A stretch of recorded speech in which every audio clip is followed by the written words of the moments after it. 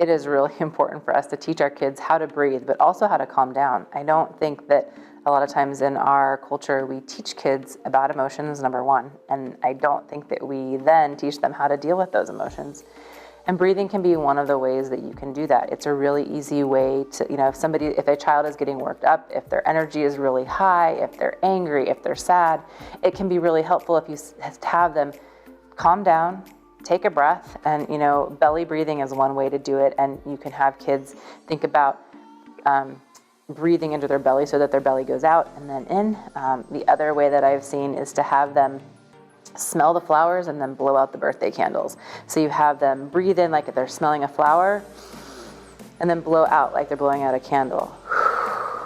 And for when my kids were younger, when they had a really hard time understanding what breathing was, that was a really good way to help them learn to take a breath and to calm down so that we can actually communicate. Because, the one thing I try to instill in my kids is that when we are all worked up, whether it's me or it's them or it's their dad, and our emotions are high, we're not going to hear each other and we're not going to be able to communicate.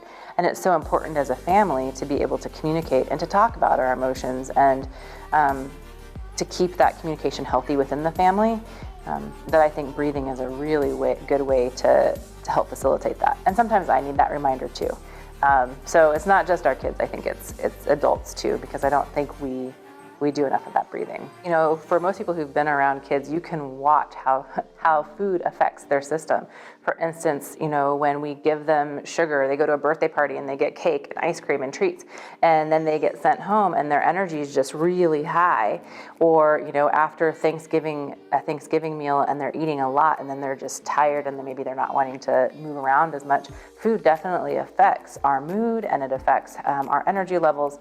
And so for kids who have problems with energy or hyperactivity, I definitely recommend making sure that you're keeping most of that sugar out, keeping it just for special occasions.